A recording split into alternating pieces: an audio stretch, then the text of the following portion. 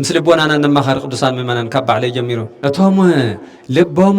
بنسها زصريو اتهم لبهم كحاتيات زفليو الساتهم بصعاني يوم ميلسي لእግዚአብሔር ክሪእዎ ውን ዝኽእሉ الساتهم يوم ይሉ ናይ እግዚአብሔር ጸጋ ተሓድረካ ተሎ ተሰብ ለይሪኦ ኢኻ ትርኢ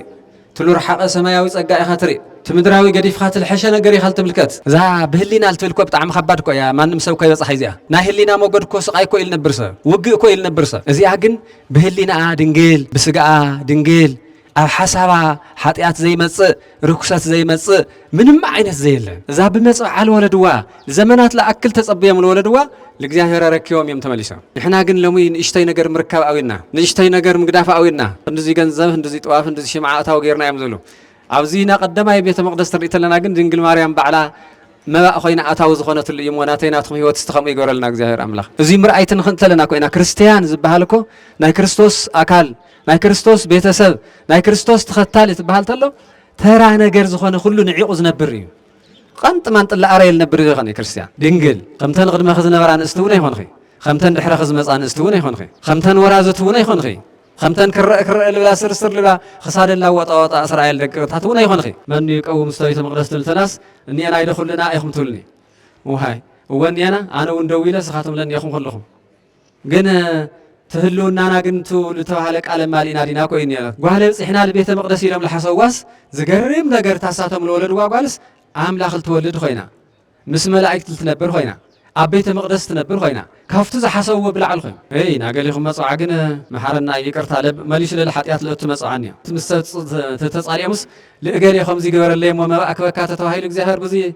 يا بلدي أتن إحنا ننور لومي نقلنا سلل تسعنا نشتك شعلت مرعو تعقست سلل تسعنا زقات أمزل الحمام يردنا له يسمع لنا له في الله حد شيء نقرنا له خزمنا عنا سبات كله وقعناي كله ونكابر وصوصيو سلام لمن تاي لي مسأتي تقول ولا سلام لي ولا سمع سلام لا أخذت لا ولا تسمع قنوش تكو سلام يقولي وأما من داعي نحر كل سلام اللي خين ما من داعي الحمص الله زعدي الخاطر الخاص يقرمك تاي ما كله في مديال وصل سلام ولا عبيد اللي هزود أي سلام ليدل تمي من ترى هاي لفت مديار كوله تناديتنا لفت مديار كوله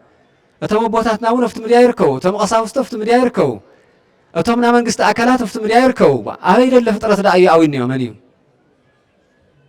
خليف ترف الخانة فترة الناريو لا يرى إنسان لا يحوس لقربي بتعم تحسوت اللي خبط عم يزقرمك تسلام التبهالسي بك الله خانة يامبر أو لبلا أتوت خوين أمبر سلام دا أمو مني سلام يليت ولا تبلا مني سلام ليز مروز خزقزي أبيك سلام لي نجر لا مديا جنخه خمت عنتوا نبي النجرنا أي أبيت مقدس دوم على زي خانة نجركم الله خسي لنا داويت ها دوم على خم يخانة تامان ولا لناس أي نسهل بحيز خايز ولا خمبر دوز ولا خل ما يتكمل لي لنا يتنبي خزل سلام زولا خل يتكمل لي نايب حق سلام لخانة سي فكاو سنات كاو قرويت يكون كاو بوليتيكا نياتات يكون لسانهم واتسقى كم من تصبي ويزل زلهم كم من تصبي كاو እግዚአብሔር ተጸበይዎ በስመ አብ ወወልድ ወመንፈስ ቅዱስ አሐዱ አምላክ ለታልዕልቲ ኩሉ ግዜ ኣብ ህሊናና ወሓሳብና ካብ አንስቲ ኩለን ቅድስቲ ብሩኽቲ ኢልና ነኽብራ ሎሚ ኣብ 3 ዓመታ ናብ ቤተ መቅደስ ለኣተወትሉ እዩ እሞ ትሳ ናብ ቤተ መቅደስ ለኣተወትሉ ተኣታትዋ ኣነባብራ ከመይ እዩ ኢና ክንመሃር ቤተ መቅደስ ኩሉ ይዝኣትዎ ኩሉ ይዝመላለሶ ነገር ግን ድሕዝቱ ግን ከመይ ጌርካ እዩ ዝኽወን ከመይ ጌርካ እዩ ዝእቶ ከመይ እዩ ዝንበር ዝብል ግን እሱ ኢና ክንመሃር ማለት እዩ ለዚ ኣብ መዝሙር 22 ቁጥሪ 8 ኣካባቢ ዘሎ ኢና ናይ ትምህርቲ ርእስና መከታተሊ ዝኾነና ማለት እዩ ወመኑ ይቀውም ውስተ መካነ መቅደሱ زي على كل سبت يا الغربة قاليا أفتينا إجزاهير بيت مقدس من دو يبل أفتينا إجزاهير بيت مقدس من يدو زبل زقبو دبل قالي زنقرنا تنبي نبي إجزاهير داويت خلت عبيت تسقطات استوها سوي تحدى ناي محضرات سقا ناي منقستنت مريحنت تخن اتخالاي دغمو هافته تنيت افتو سوزل نور الله توستنت زمن خينو لقدميو زنور زمانات لدحريو زخونه زمانات ناي تنيت صقال تعدل سوي ካፍቶም ብዙሓት ንግግሩ ኣብ ትንቢቱ ብመዝሙር ብምስጋና ብዝተፈላለየ መልእኽቲ ዘለዎ መን እዮና እግዚአብሔር ቤተ መቅደስ ደው ዝብል ትብል ዝተስተውዕሉ ቅዱሳን ምእመናን ንከታተሎ እስቲ መን እዩ ቤተ እግዚአብሔር ደው ዝብል ኣብ ቤተ መቅደሱ ዝብል ቃል እዩ ዝነግረና እዚ ከም ለለት ርእሲ ትምህርትና ኮይኑ ካው ቀጽልና ክንውለ ዝግባእ ካፍተም መጻጻና ካፍቲ ዘለና ኩነታት ሁሉ ክንከታተል ምእንቲ ሰሎሞን ተባሃለ ወዲ ዳዊት ኣብ መጽሐፈ መክብብ ምዕራፍ 5 ተናገሮ ቃል ኣሎ ኩልና እውን ክነስተውዕለ ዝግባእና ማለት እዩ እገሪከ ሰወት ሃውር ውስተ ቤተ እግዚአብሔር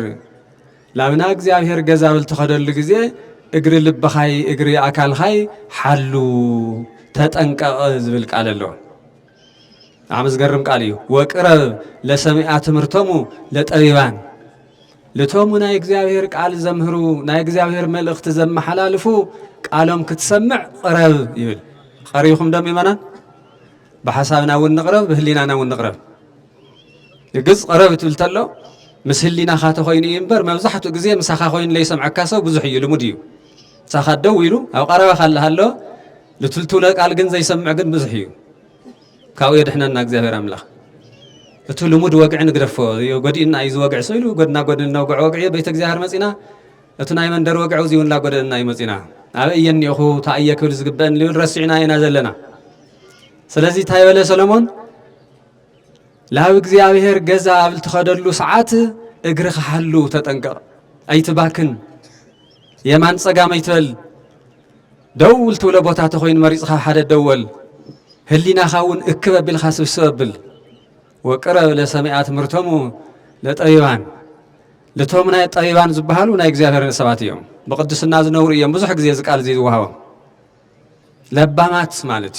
መስተውዕልቲ ማለት ጠቢባን ማለት ብስሩ እውን ኣብ ተግባር ዓለምና ተርኢና እውን ከምኡ ኢሎም ዝንገረሎም ሰባት ኣይነስተውዕለሎም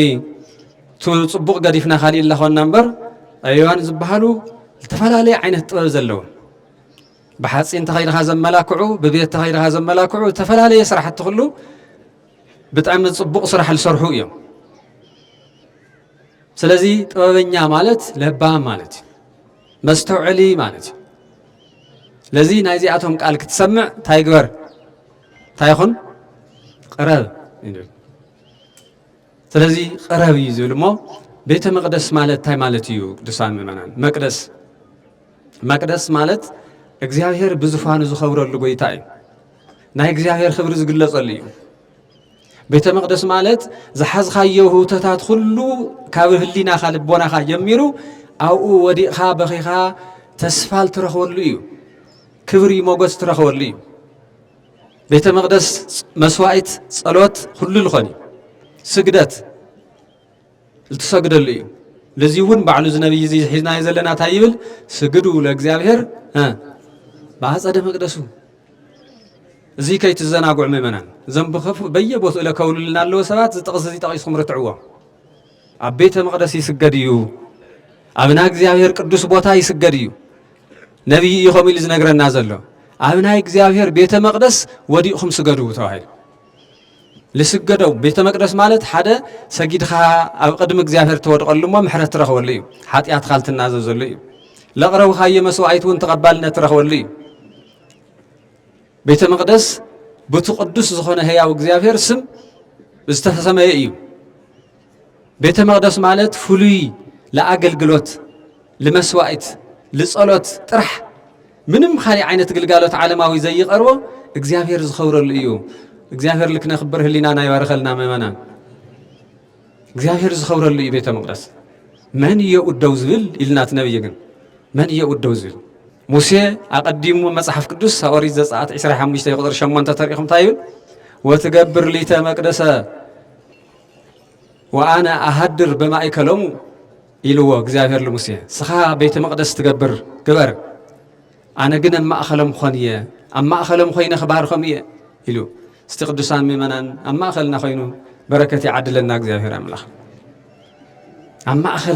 ማእኸሎም ኾንየ ኢሉ ስኻ ቤተ መቅደስ ግበር አነ ግን ማእኸሎም ኾይነ ዝደልይዎ ነገር ኩሉ ክፍጽመሎም እየ ሓሳቦም ኩሉ ከስምረሎም እየ እዩ ዝብል ስለዚህ ቤተ መቅደስ ናይ ቅዱሳን ኑሮ መግለጽ እዩ ቤተ መቅደስ ከምቲ ዝበልናዮ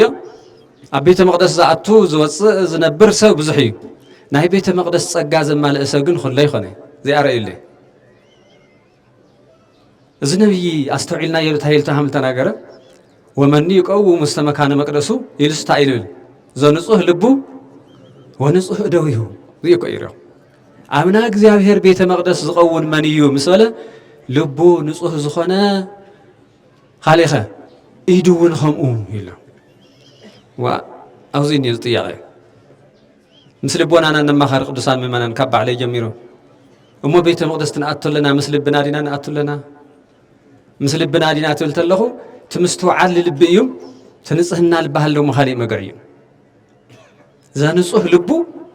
ونصح أدويه السما أتبيت እግዚአብሔር دو كل زقبو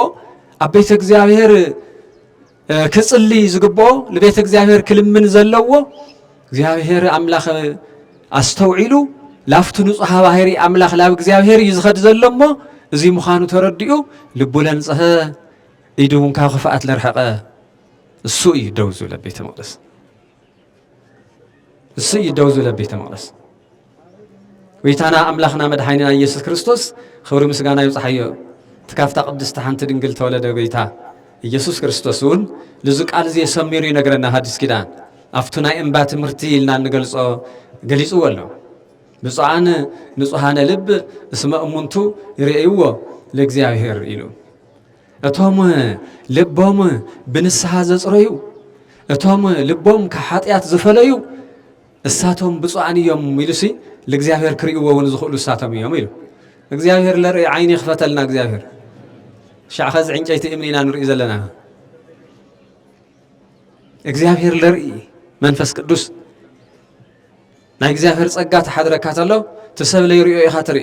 ትሉርሓቐ ሰማያዊ ጸጋ ኢኻ ትርኢ ትምድራዊ ገዲፍካ ትልሐሸ ነገር ኢኻ ትምልከት ኢየሱስ ክርስቶስ ክገልጽ ከሎ ልቦም ንጹሃን ዝኾኑ እዩ ዘለ ክዳን ምንጻሕ እውን ኣይኸፍኢ መብዛሕትኡ ግዜ መጽሓፍ ቅዱስ ግን ካብ ውሽጢ ክመጽእ ይልደሊ ትንጽህና ኔና ደ ብሓደ ክዳን ምንጻሕ እውን ኣይኸፍኢ ሰውነት ምንጻሕ እውን ኣይኸፍኢ ግን እዚኦም ለዓለዋይ ነገር ልርኢ ክኾን ይኽእል እምበር እግዚአብሔር ግን ካብ ውሽጢ ምርኣይ ዝጅምር ክብሪ ይብጽሓየት ጎይታ ካበይ ልጅምር ምርኣይ ኣብ ልቢ እዩ ዝርኢ ከመይ ዝበለ ኩታ ነይሩካ ተባሂልካ ምሕለፍ መንግስቲ ኣምላኽ ይኾን እዩ ከመይ ዝበለ ካባ ነይሩካ ተባሂሉ ረብሓ ከማልአ ይኽእል እዩ ብኽምንታይ ዳ እዩ ና እግዚአብሔር መንግስቲ ዝርከብ ትብል ና እግዚአብሔር መንግስትማ ንጹህ ልቢ እዩ ኢሉ ዳዊት ንጹህ ልቢ ብልጠፈእትሉ ግዜ ንጹህ ልቢ ጥፊእዋ ነይሩ ብተን ትፈልጥወን ምሁራን ካብ እግዚአብሔር ርሒቑ ተጨኒቆ ዝነበረሉ ግዜ ፍጥር ሊተ ልበ ንጹሃ ፍጥር ሊተ እግዚኦ እግዚአብሔር አምላኸይ አይመቸወኒ ታና ቀደም ልበ ይመልሰለይ ንጹህ ልቢ ሃበኒ ኢሉ ትበኪ ትጽሊ ትዝምር ንሪኦ ማለት ስለዚህ ለእግዚአብሔር ልርእይዎ ለመን እዮም ኢሉ መጽሐፍ ቅዱስ ልቦም ዘንጽሁ ኣብ ቤተ መቅደስ ደውሉ ለኸልመን እዮም ልቦም ለንጽሁ ናይ እግዚአብሔር ቃል ሰምዑ ከልመን እዮም እግሮም ሓልዮም ህሊኖም ሓልዮም ቀጥ ኢሎም ልሰምዑ መልእኽቲ እግዚአብሔር ሒዞም ዝኸዱ ተመላሊሶም ዝመላለሱ ዘይኾነስ ከም ናይ ዕዳጋ ተመላለስቲ ዘይኾነስ ብጥንቃቐ ኢሎም ናይ እግዚአብሔር ገዛ መጽዮም ልግብኦም ሒዞም ዝኸዱ ትረኸብዎ ትምህርቲ ልንስሓ ልጠቕሞም ተኾይኑ እሱ ተጠቒሞም ይጥቀምሉ ልምጽዋት ልጠቅም ተኾይኑ እሱ ተጠቒሞም ይኸዱ ፈሪሃ እግዚአብሔር ይጎድሎም ተኾይኑ ፈሪሃ እግዚአብሔር ልመሃሩሉ እዚኦም እዮም ኢሉሎም ስለዚ ልቢ ምርኣይ ብጣዕሚ ልቢ ልበሃል ውሽጢ ኩሉ ትሰናይ ዝኾነ ነገር ካብ ህሊና ኣይልጥንሰስ ኣብ ህሊና ኣይልጅምር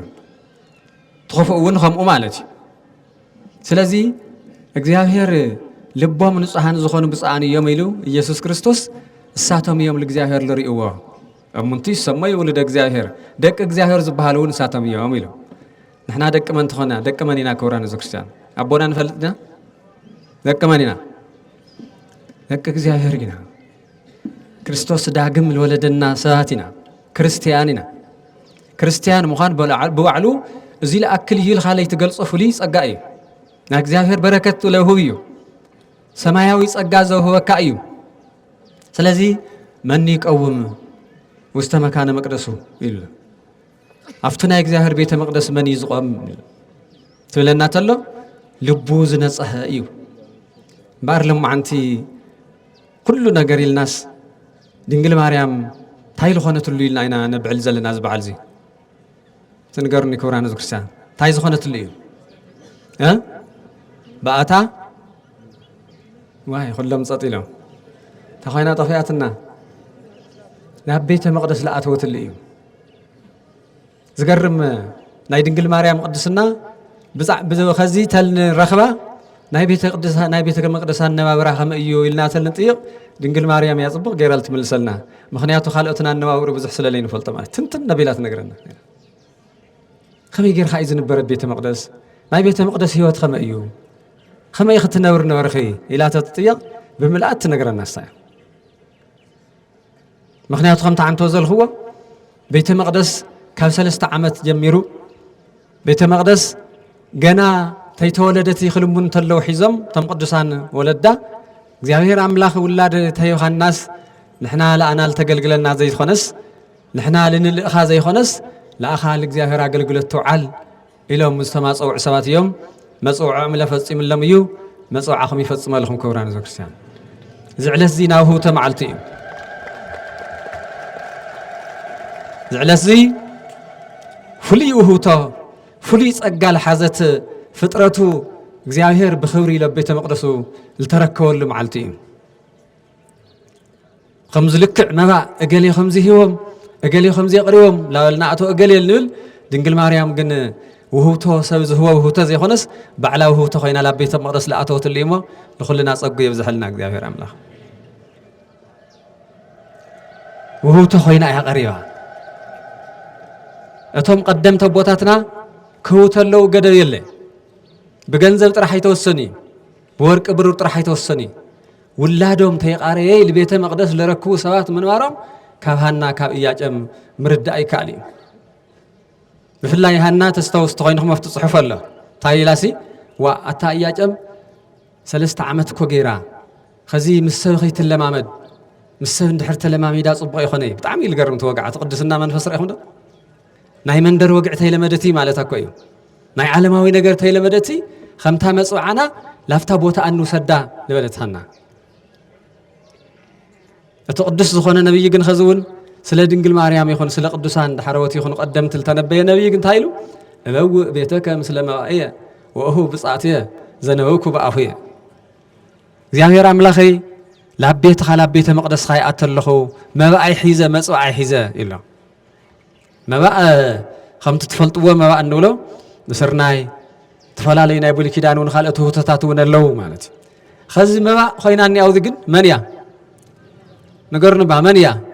دنقل مريم ما بقى خوينا لبيت مقدس أتيا ناتيناتهم يقدسنا لبيت مقدس لو يقع جبرنا قدسان ممنا هو خمت عن توزل هو بيت مقدس ما نأتل لنا يدوت ندخلهم بيت مقدس دوما كل شعدني هناي كل شعده ونحضر لنا ينولنا أهم ويخوني يخزز تمرتزي بعين እግዚአብሔር ትርኢ ዘለኻይ በሰብ እግዚአብሔር ትርኢ ቤተ መቅደስ ይኻልእ بعين አምላኽ ትርኢ ዘለኻ ግን ነብይ እግዚአብሔር ዳዊት ገሊጽወን የገላልጻ ግን ተንሕና ነውረሉ ንራ ይኾነ ዘንጹህ ልቡ ወንጹህ እደዊሁ ይዝሉ ኢዱ ካብ ዝኾነ ነገር ነፃ ዝኾነ ኣብ ዝኾነ ኢዱ ሕልኽልኽ ዘይርከብ ጉልበተኛ እየይሉ ብጉልበቱ ናይ ሰብ ገንዘብ ክወስድ እየይሉ ብጥበቡ ኢዱ ዘይብሉ لبو خفوك حاسب يولي تحاسبون تليل بنسها زحصب كخون لخاله سب زئيو بيت مقدس دو كبل زخيل لا اقل قلوت التمرق سب زئيو إلي يزنبرنا ስለዚህ ድንግል ማርያም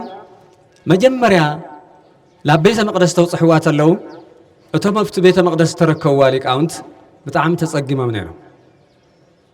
مستركوا تركوا أيام جن بزعوة تاي حسوا من يريل هو من أسمع أي تاي بزعوة مجباخة من يرخون وخنا تاي فلتي حكاتهم ساتهم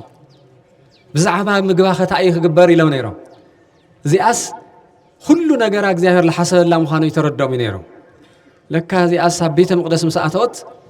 نايسب مجبي نايسب لستة نجار نايسب زقر نجار منم عين الزيد اللي أخوي ناس أقدمه من زبها الملائكيو من لبها الملائكيو فاني الزبها لهم صانات جزاري واركهم فاني الزبها الملائك قرد دبيل بخوري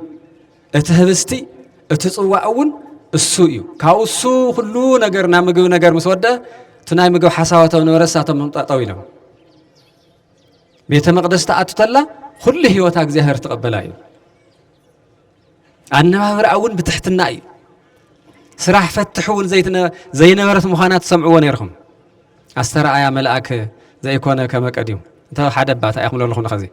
وأنزت فتل بأن قواهري أنزت فتل ورقة عفتو بيت مقدس خوينا سراح يتفتحي أو صلاة الله أو فليز بحال فتل الله أصغر رامي زخون سراح بتحتنا بقدسنا تنبريا ስለዚህ እቱም ምግባን አይ መላእክት ኮይኑ ካብ ፍጥረት لمصات دي مسيلكم يوم እግዚአብሔር እዚኣ ካብ ፍጥረት ሰው ኮይን ካልተራእያን በይ ሰባት ለምገው አይት ምገቢ ሰባት ለነውር መንደሩን አይት ነውሪ ምስ መላእክት ያትነብር ይእቲ ተአቢ እመን እንችሩየል ለዚ አበይተ መቅደስ ነይራ ባዕላ ግን ደሞ በይተ መቅደስ ያኮ ባዕላ ግን ኮ በይተ መቅደስ ያ ና ኢየሱስ ክርስቶስ ና ይወልደ እግዚአብሔር መቅደስ ኮያ ታይድና ንብል ቀደሰ ማህደሮ ልዑል ኮያ ስለዚህ እሳ በቅድስና በድንግልና አቤተ መቅደስ 12 ዓመት ነይራ እትነውረል ኑሮ ግን በትክክለኛ በትልንበር ህይወት በታቤተ መቅደስ ዝንበር ቅዱሳን ዝነውሩ ህይወት ሆይና ትነብር አዶ ኢና ዝነخبር ዘለና ስለዚህ ና ቤተ መቅደስ ጣዕሚ እያ ትነውሮ ከምቱ እግዚአብሔር ዝፈቀዶ ተንጹህ ልብ ልብለስ ለአይል ገልጽ በትክክል ምክንያቱ ሁሉም ትገልጽዎ ሊቃውን ትፈልጥዎ ትርድወል ተምህሩሉ ማለት ነው ዘንጹህ ልቦ ትባል ተልስ ንጽህ ህሊና ንጽህ ስጋል ተዓደለ መንዲ ሰኮያ ድንግል በህሊናها ወድንግል በስጋها ዛ በህሊና ልትልኮ በጣም ከባድ ኮያ ማንም ሰው ኮይ በጽሐይ ዚያ ኮይ ተበጽሐቲ ምንም እኮ ቶሩ ኢልሆነ ዓለማዊ ነገር ተይገብርሃይኮ ና ህሊና ሞገድኮ ስቃይኮ ኢል ነብርሰ ሙጉት ኮ ኢል ነብርሰ ውግ ኮ ኢል ነብርሰ አይታዘዘልኮ ሰውነቱ ከፍጹም ኮ የሸንፊ እዚያ ግን በህሊና ድንግል በስጋ ድንግል ኣብ ሐሳባ ኃጢአት ዘይመጽእ ርኩሰት ዘይመጽእ ምንም አይነት ዘይለ ኢምንትን ኢላ መጽሐፍ ቅዱስ አልብኪ ነውር ወሉ ወኢምንትኒ ሊቅ ቅዱስ ያሬድ ይዝይለ አልብኪ ነውር ወኢምንትኒ ምንም አባኺ ርኩሰት ዝብሃል ነውር ዝብሃል ኣብ ጥቃኺ ዘይቀርብ እዩ ተባሃለት ድንግል ያ ቅድስቲ ያ ናይ በሐቂ ክስበኻ ዝግባእ ቅድስቲ ትስበኽ ዝግባእ ወላዲተ አምላኽ ተባሂላ ንጽሕት ተባሂላ ቅድስቲ ተባሂላ ክትስበኽ ዝግባእ ድንግል ያ እዞም ድሕር ዘመናት ልመጽለው ግን ዓቀወም ግደፍዎም أقدمهم رؤسهم لقتل سلازخانو لقدسان مصرافهم نور إيتولا بعلو وقدموا لمتساب تخينو لهيا وسبيو كموت تقبر خمت السوز نور إيز مسلا كل نجار سلازي دنجل ماريام نوري زبحال نجار يبلاي بنصحنا آيات نبر مالتي بقدسنا آيات نبر مالتي لمن تعيهم تلتلناون سمع لنا أقدموا እግዚአብሔር አምላክ እዛ ቅድስቲ እዛ ድንግል خمي خملت ملكታ ቅዱስ ኤፍሬም ተባለ ሊቅ ነጊሩና እዩ ነጽረ ኣብ ሰማይ ይሉ ታይብል ወይረከበ ዘከማኪ እዚኣ እዚ ስለልኾነት ኣብ ቤተ መቅደስ ምንባር ዝግባእ እያ ኣብ ቤተ መቅደስ ምንባር ዝግባእ እያ ነገር ግን ኣብ ቤተ መቅደስ ትነብር ተላ ግን እቶም ቤተ መቅደስ ክነብሩ ዘይግቦም ሰባት ካብ ቤተ መቅደስ ትውጻእ ትውል ግን ሰምዕ ዓለም ሁሉ ነገር ግልብጥት እዩ ለታ አቀዲማ بعين አምላኽ ኣብ ህሊና አምላኽ በቅድስና ተመረጸት ኮይና አለሃለውት አይሁድ ዘመና ደጋዊ ቤተ መቅደስ ለኾኑ አፍቱ ህሊና አምላኺ አፍቱ ትክክለኛ ቤተ መቅደስ ኢለይነወር ግን ካብ ቤተ መቅደስና ትውጻልና እዚያ ዓባይ ጓል ኮይና እያ ከመይ ኮይና ትነብርላ እያ ደጊም ጸኒሳውን ይሃይሎም ካብ ቤተ መቅደስ ከባርዋት መኽሩን ሰም لبعال جزاس لا يملكه تسوق وصلت العينات القصر زي نينا ده بحدا لبعال جزا لتبعال لملكته أكل لتبعال بيت زي ملكته نعوص اللي مالتي مخنياتو تبيت مقدس لنبر نصهنا مساينيو تدنقلناون مساينيو تبع أملا خلت مرض تصقاون مساي زلوا تخل عينت لتبيت مقدس كمال إذا خل صقاس سايان اللوا زي خوين الله اللوجن خام زي عينت فتنا في مجرشاون تقط ما نري مالتي ነገር ግን ومن يقوم مستمكان مقدس تبال تلغن لتعلى زي تريت لاغن ابيت مقدس كتنبر تخل ما دنجل مريم يا يلهم علل ولا قدسان ممنان سايات نبر بيت مقدس زغبا بيت مقدس لكتاتي عمتات غزيتات تيوسداي غنا مجمريا عدما ابسلست عمت جميرا لبيت مقدس تكوكيوا مسوعيت خوينا زقربت دنجل من تزي ابو بيتك مسلم بايه قيتا እግዚአብሔር መባእና ድሕስቶና መጽዋዕና ሒዝና ላብ ገዛ ኻንኣተለና ኢሎም መባእ መረኪዮም ሃና እያጨም ልገዛኦም ተመሊሶም መጽዋዕኦም ሰሚርሎም እግዚአብሔር ታጓል ደሞ ታብሩኽቱ ጓል ላብ ቤተ መቅደስ ወጽሖም ዋገዛኦም ተመሊሶም ኢሎም እዚ ይለረደና ላብ ቤተ መቅደስ ለኣቲ ውላደ ይኽለና እግዚአብሔር አምላኽ ምዚኣ ኸነወዳድረሉ ንኽእል እኳ የለይ ግን ኸምቲ ንብሩ ኸምቲ ልሙድ أبيت مقدس مصي زقلقل እግዚአብሔር በተዓቅሙ እግዚአብሔር ሐለዋት አምላክ ዝፈልጥ የድሊ ማለት ስለዚህ ሃና ያጨም እዛ በመጽአ አልወለድዋ ዘመናት ለአክል ተጸበየም ለወለድዋ ለእግዚአብሔር አረከዮም የም ተመልሳ ንሕና ግን ለሙ ንእሽተይ ነገር ምርካባዊና ንእሽተይ ነገር ምግዳፋዊና ብንእሽተይ ነገር ምስ ዓለም ንታገለለና ተኸግደፍ ዝግቦ ኃጢአት ተክድርበ ዝግቦ ቂም በቀል تكدر بزقبو كحدة ترتر وتعلم زناقع زلو بفلاي نحنا وزعد زيل صنا حنا وزا قدس تعدي لمي حدش نقرات لا أتو لا وزعدي لذا هايمان لفتاتنو زي خفافلو سلام زيهو لذي كام عقاس أوينا يقرمكو سلام لخلو يالتدل تلتلا سلام خلو سبيل دليات نلتلنا لسلام خندتو لتخالي لنقوايو لمكففالي لحاتياتي لبدلي لنقوايو لسلام قن حانت معلت مسوعيت لي قبرنا انتس بصلت انتس بتلقبر السرار حتات بملؤ زي يجرى نقول مريم نا እግዚአብሔር ያትባል ተላ ሁለመና አዩና እግዚአብሔር አካላህ ሊና አሰብነታ ሁሉ አበይተ መቅደስ በቃላ አታው ኸይና ለማ አታው ኸይና ሚለም ከድምርተ ኸይና ማይደርሳት እንደዚህ ገንዘብ እንደዚህ ጧፍ እንደዚህ ሽምዓ አታው ገርና ያምዘሉ አብዚና ቀደማይ ቤተ መቅደስ ተርኢተለና ግን ድንግል ማርያም ባዕላ መባእ ኸይና አታው ዝኾነትል የሞናተይናትኩም ህይወት ዝተኸሙ ይገረልና እግዚአብሔር አምላክ ናምና እግዚአብሔር ሕጋ አታውት ንኾን ወጪ ዝብሃል አታው ዝብሃል ወጻኢ ኸዚ ካብ ቤተ እግዚአብሔር ወጻኢ ክንኾን ይብልና ቅዱሳን ምእመናን ካብና እግዚአብሔር ምሕረት ክንርሕቕ ይግባና ካፍቶም ኣብ ቤተ መቅደስ ክነብሩ ዝግብኦም ሓንቲ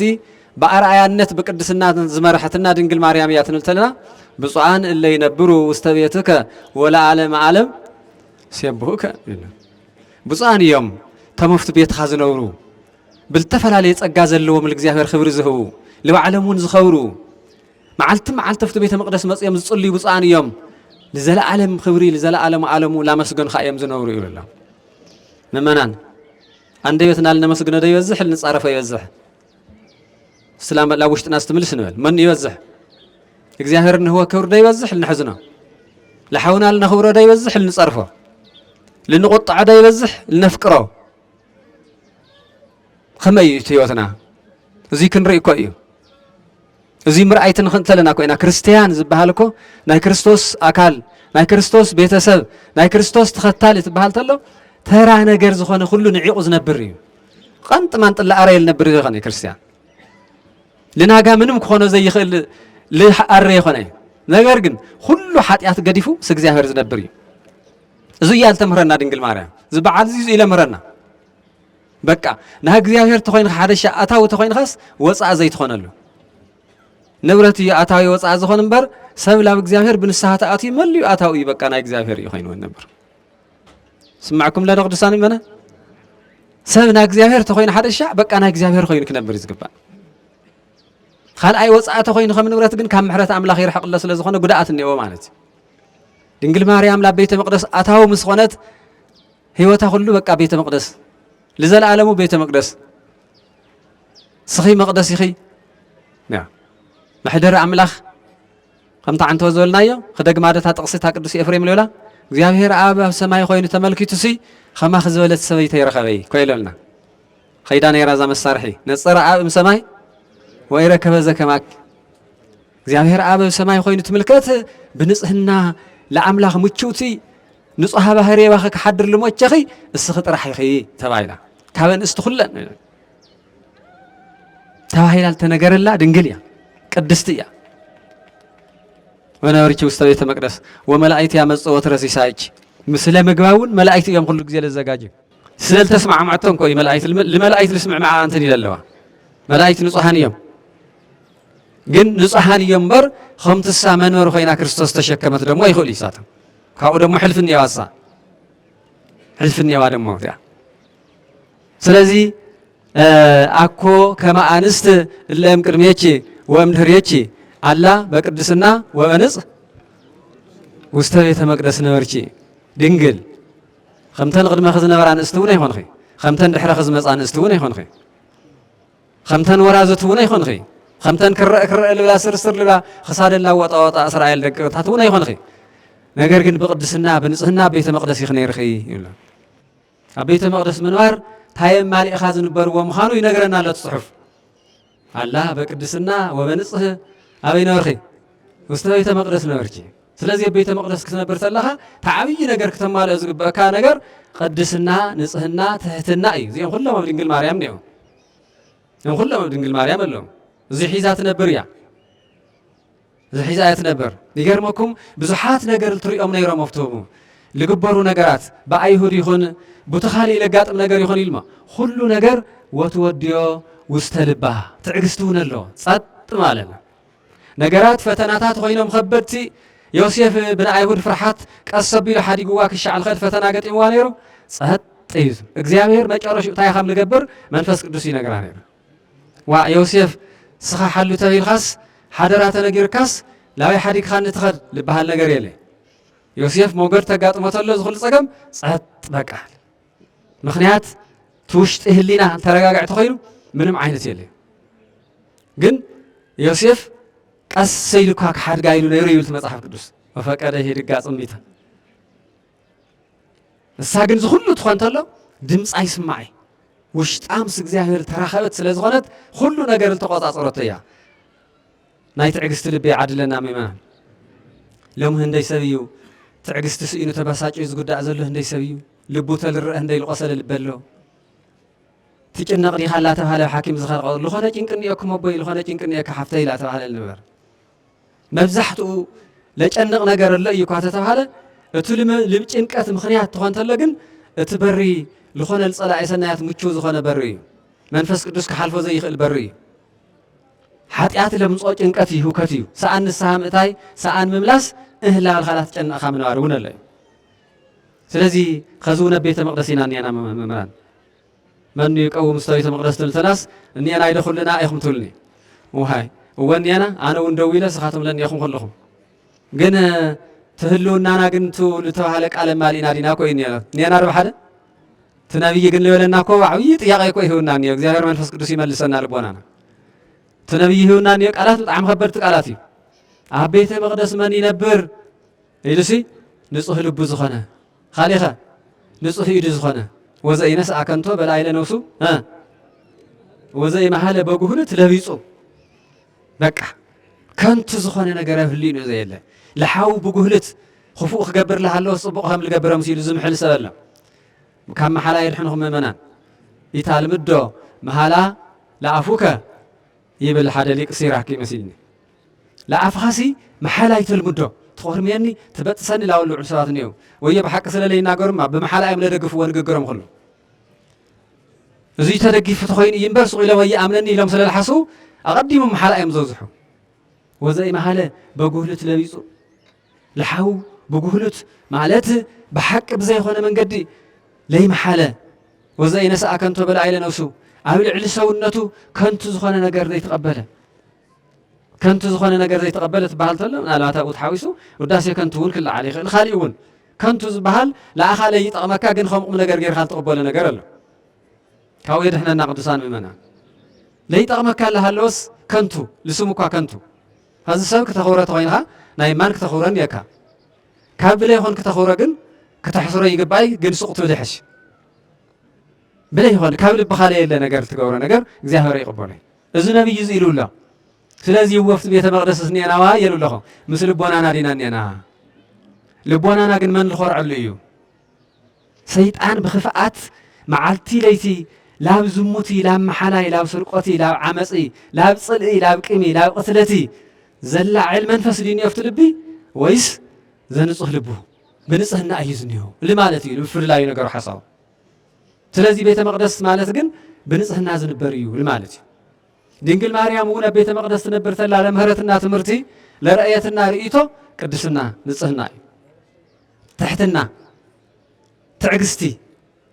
ነገራት ሁሉም ፈተናታት ተመጹ ወትወዲዮ ውስተልባ ሁሉ ነገር ወልባ ሒዛቱ ነበር ነራ ለአምላካት ነግሮ ነራ ትጸልይ ነራ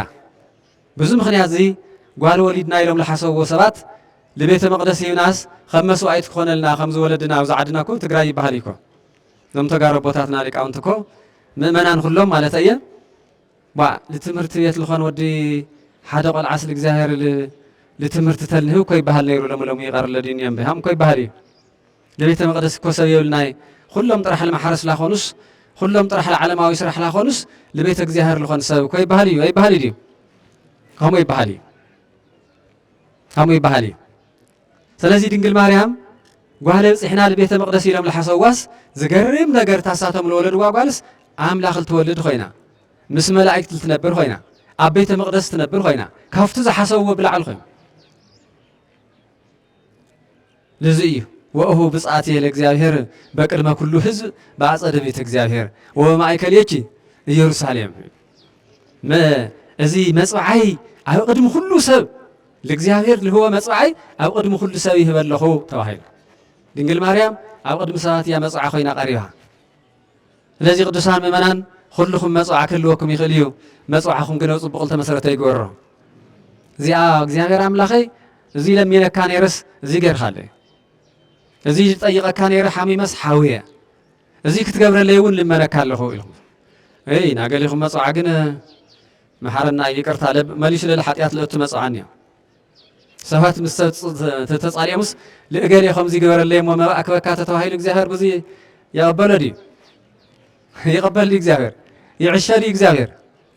لسوي خم غير خالعش لأجري خمسي جبر الليل خاص مسعى على لك حد سوات هاي قريب لنا إجزاهر عمله خمسين ولا مسعى عدقنيا مسعى خفو مسعى أي سمري ون من توعلون أي سمري أما خنياتو إجزاهر كافتن جرنا كافتن نقر ويجمر ناس للقبل تزيخ النجار يقبل مال إجالي خمسة جوار الليل ولسه جنيهم زيادة جير لس ما أكبر كاي لذيك زاهر القبال ما بقى نصح نجاري كلت القبال ونصح نجاري نصح نجار تخانا ينبر لا ينصح نجار تقبلنا تيولي ونتصر زاهر يلو لا إلى عبيل ولا إلى مسوعيته كيزل أتو عبيل بحال قدس زاهر تملكيته سي لبون صهينو تلقرا ومسوعيته ونصهينو مسوعيته أريجو تقبلوا يبل مسوعيتنا يقبل لنا እግዚአብሔር አምላክ ከዚህ ትልቅ አሁን ትዝምር ወልነውር መስዋዕትዩ ፍሬ ከናፍር ተባይሉ እቱ ቅዳሴ መስዋዕት ትጀዳን መስዋዕት እቱ ሁሉ ቤተ ክርስቲያን ቱለ ማህሌት መስዋዕትዩ ካፍት ህሊና ተወጽተለቀ ታላም እግዚአብሔር ይዝበጽሕ ነገር ግን ህሊና ግን መጀመሪያ ክምርመር አለው አብ እምነት ሆይ እንዲ ዝፍነው ለዝ ቃል ዚስ ወይ ስለዚህ ለሞደ እዩ ወይ ስለል ተማሃረ እዩ ወይ ትግዝ ስለል ኻልና እዩ አይኾነ ህሊናና تمعقر لبهال هلينا لبي نصح خوينو كقرب تلو إيو قدم እግዚአብሔር ዝበጽሕ ይሉና ንጽህተ ንጽሃን ከዊና ይሉታ ይሉላ ከመታወተ ዶር ዘሲና ሲሳያ ህስተመና ወስተሃኒ ስትየጽሙና ወይኹም ናሁ መቸም ቅዱስ ያሬድ ልገርመኩም ካፍቶም ሊቃውንቲ ሓደ ሊቅ እንዲሁ ካፍቶም ሊቃውንቲ ፍሊ ብዝበለ ደግሞ ሊቅነቱም ተምኻልኦት ኣብ መጽሐፍ ቅዱሳዊ ወይም ደግሞ ፍትል ተገለጸለ ምስጢረ መለኮት መሰረት ለገበረ ሊቅነት ተገብሩ ተለው ናቱ ሁሉም ዘይወጽሑ ሊቃውንት ፍሊ ዝብል ደግሞ ጥራሕ ብቸኛ ተውሂል ዝግለጽ ደግሞ ምስቶም ናይ ሰማያውያን መላእክት ማህሌት ተዳሓዘ እዩ ማንም ተሻማይ ለይውል ይትናቱ ሊቅነት ካልኦት ሰባት ፍት ዘመኑ ለዚ ለወጽሑ ሰባት የለው ልኡ ጥራሕ ተዋሃበ ጸጋ እዩ ስለዚህ እሱ እንታይ ኢሉ ካፍቶም ብዙሓት ለድንግል ማርያም መግለጽ ክኾኑ ዝኽእሉ ናሁ ተግህደ ልዕልናሃ ለወለታሃና እኒሆ እታ ጓልሃና እታ ብመጽባዓል ተወለደት እታ ብ3 ዓመት ቤተ መቅደስ ለኣተወት ክሻዕ ኸዚ ጓል ምዃና ኣይልረአ ነይሩ ሎሚ ግን ፍሉይ ክብሪ ሰማያዊ ኣምላኽ ልተወልድ ምዃና ክብራ ተገሊጹ ኢሉ ገሊጹ ክብራ ተገሊጹ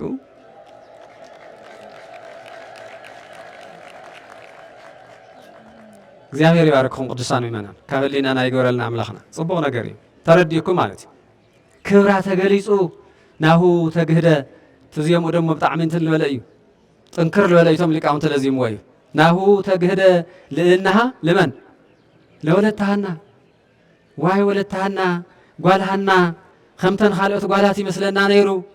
ከምተን ኩለና መንደር ጓላት ይመስለና ነይሩ ኣብ ቤተ መቅደስ ክትነብር ተዓደለት ምስ መላእክት ክትነብር ተዓደለት ኣምላኽ ክትወልድ ዝኾነት ልዕልና ዓለሙ ተገሊጹ ኢሉ ብፍላይ ኣብቲ ቤተ መቅደስ ምስ ኣተወት ናታ ልዕልና ለመጀመርያ ግዜ ምግላጽ ለጀመረት መልአክ እዩ ጽላሉ ዝግርድ ደቢሉ ክብርቲ ኢኽሞ እሳቶም ብዛዕባ ምግቢ ከይሓስበለው ትሳቶም ለሓስቦ ምግቢ ግን ለኣኸ ይግበአኪ ንዒሉ ጋሪዱ ጽዋዕ ህይወት ህብስተመና ይምግባ ነይሩ ኸዝቲ ክብራ ተገሊጹ ትልዕልና ተገሊጹ እዚአን ልንእሽተይ ነገር እየ ዝገልጽ ዘለኹ እምበር ቅዱስ ያሬድ ዝገልጾ ስለ ድንግል ማርያም ብጣዕሚ ብዙሕ እዩ ኣይ እቲ ዛቲ እንተታስተርኢ ምርሑቕ ከመ ማህቶት መን እያ እዚኣ ብርሑቕ ብርሃን ኮይና ትረአላ ተበላ ተነገረት ብርሃን ትወልድ ብርሃን ኢየሱስ ክርስቶስ ልትገርም ሰብ ትዝፈጠራ ዝፈጣሪያ ታይሎ ኢና ንብላ ፈጠርቱ እያ እግዚአብሔር ፈጠራ እያ ግን ደግሞ ዝፈጣሪያ ዘወለደት ሓንቲ ቅድስቲ ኣብ ምንም ዓለም ለይፍለጥ ዝገርም እሱ እውን ድንግል ድሕረ ወሊድ ሊቃውንቲ ክትንትንዎ ተለዉ እቶም ሊቃውንቲ ቤተ ክርስቲያንና ድንግል ማርያም ድንግልና ካበይ ካበይ እዩ ድሕረ ወሊድ ቅድመ ወሊድ ኩሉ ሻዕ ድንግል ተባሂላ ዝግለጸላ ስለዚ ብዛዕባ ድንግልና ብዛዕባ ንጽህና ክነውግዕ ተለና እዚው ዝኣኽለሞ ቅዱሳን ምእመናን ኣቱም መናእሰይ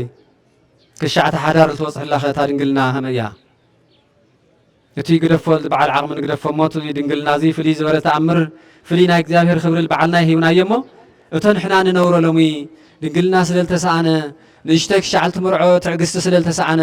ዘጋጥም ዘሎ ሕማም ይርደአና ደሎ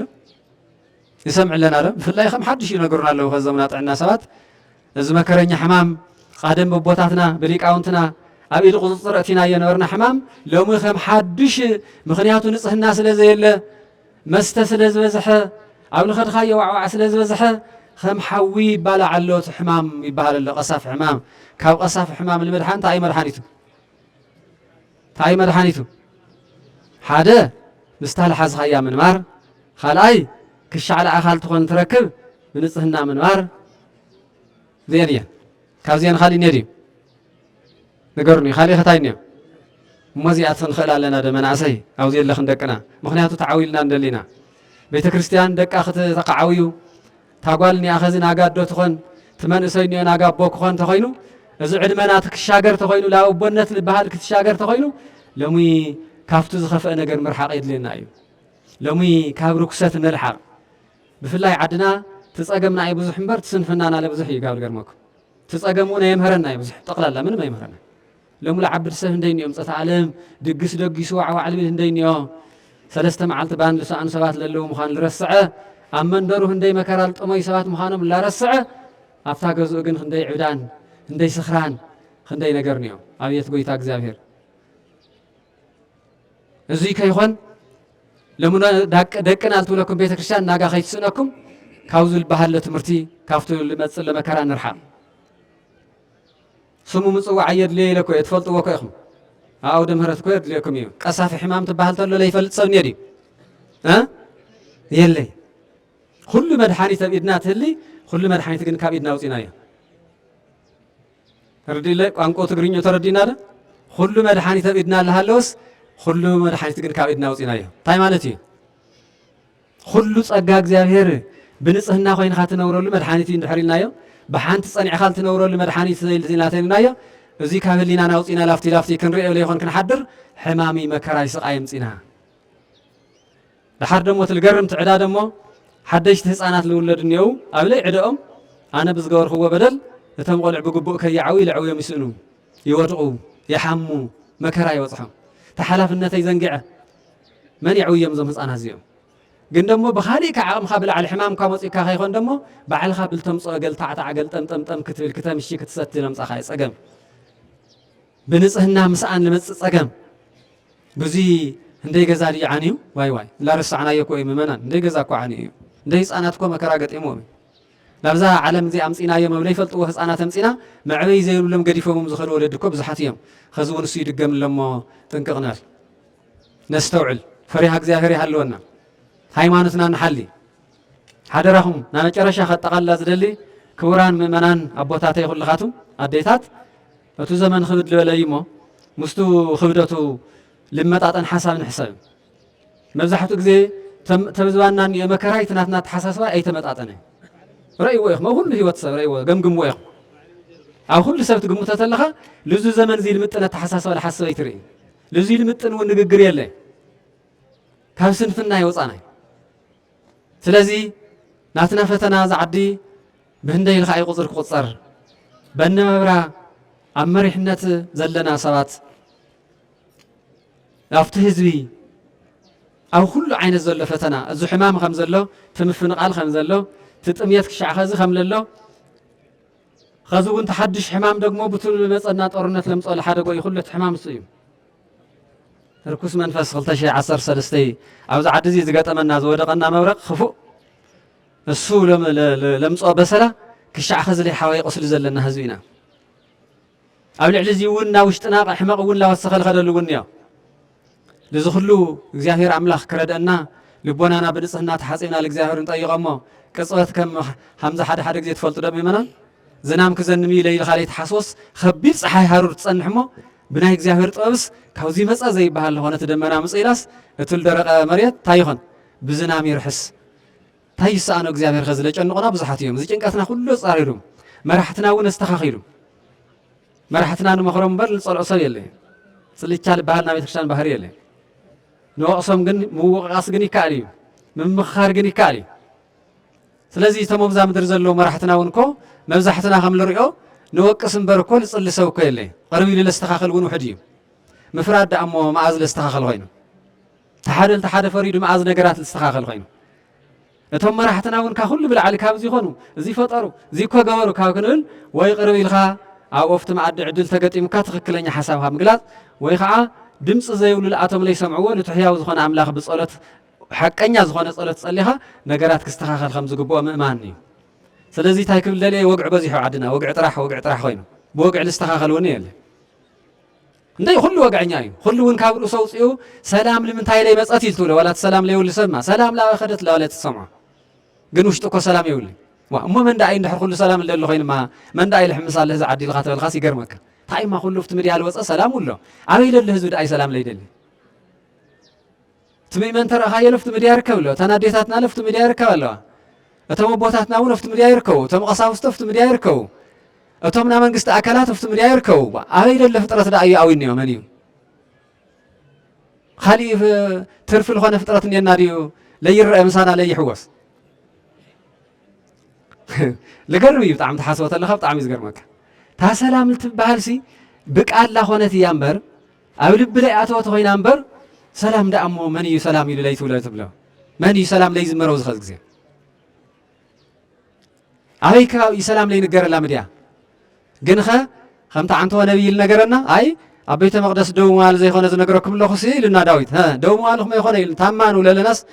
ኣይ ንጹህ ልቢ ሒዝካ እየ ዝብለኹ እምበር ደው ዝበለ ኩሉ ማ ይጥቀመሉ እዩ ኢልና እቲ ነቢይ ኸዚ ለሰላም ዝበለ ኩሉ ይጥቀመሉ ናይ ብሓቂ ሰላም ዝኾነ ሰብ እዩ ውሉድ ሰላም ዝኾነ እዩ መፅሓፍ ቅዱስ ከምኡ ዝብል ውሉድ ሰላም ዝኾነ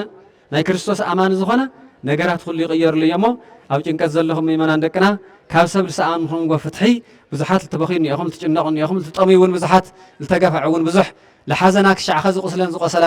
በቢ ሆስፒታል ዝወደቓ ኣዴታትና እውን ብዙሓት ኣይዞኹም ተካብ ሰብ ልሰኣንኹም ፍትሒ ቅፅበት ዝኾነ ኣምላኽ መድሃንያለም ሓደ ተኣምር ክሰርሕ እዩ ደስ ይበልኹም በቃ ምንም ተኣምር መጽሐፍ ቅዱስ ተናጊሩ ልምካሕ ሰብሲ ብሰበይ ይመካሕ ብኽንዲ ሰበይ ይመካሕ እገሌ ኒህነ ይበል እግዚአብሔር ኒህነ ይበል ኢሉ ልምካሕ ተኾነ ብመን ኢሉ ቅዱስ ጳውሎስ بإግዚአብሔር أنا تسفى يزل زله أب إግዚአብሔር تسفى لو دقة سلالي ترف يزنقركم زله خلتي أن كين سأنن أبز عالم زي لكن توفتي لكن تكين خل لا أملاخنا قن نتصقع خين تراتر خمزم تتراترتي خاطر معالتي سويل صحيل صدقم أملكوت إግዚአብሔር فريها إግዚአብሔር زي ولم هم كي تخونوا قدسان من حادرهم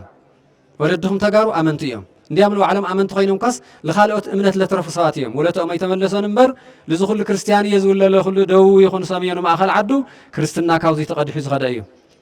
كريستنا كاوزي تقدي حز غداي حق كاوزي تقدي حز غداي قل لتما خايا سوي يدق فكار أنبر بلع خاك خون قلا يقباين نير خدان كوازي فلتنا يرمز خدان خمم هزب سخاتم كيهم هلوات أملاخ زر خايا هزب زي كوي قل ولا تؤدز يخون نير بحق ولا تؤدز زي زيدي يخون نيرو بعل خا خادين خا بعل خا تمي خا بعل خا رئي خا بعل خا هيمانة الليل خا كل نجار لمهر خايا هزبي مدفي خاك خون يقباين قل خوينيو تخوانا لقن يلوكم لهم تكاو سبات كاو غربيت يكون كاو بوليتيكانياتات يكون لسانهم وصقا كام من تصبيوا يزلزلهم كام من تصبيوا كاو እግዚአብሔር تصبيوا مخنياتو قدس مصحف تايبل እግዚአብሔር بحق امينو للصليه እግዚአብሔር بحق امينو لاملاخو تصقع اي حفري حدا معلت مكرو تقنطيطو برهان كريو سلازر برهان كريو برهان كريو سلازي ازينا مو دنقل مريم لبيت مقدس لأتوت الليو بزحتنا والميمنان إن كان بيت مقدس نأتس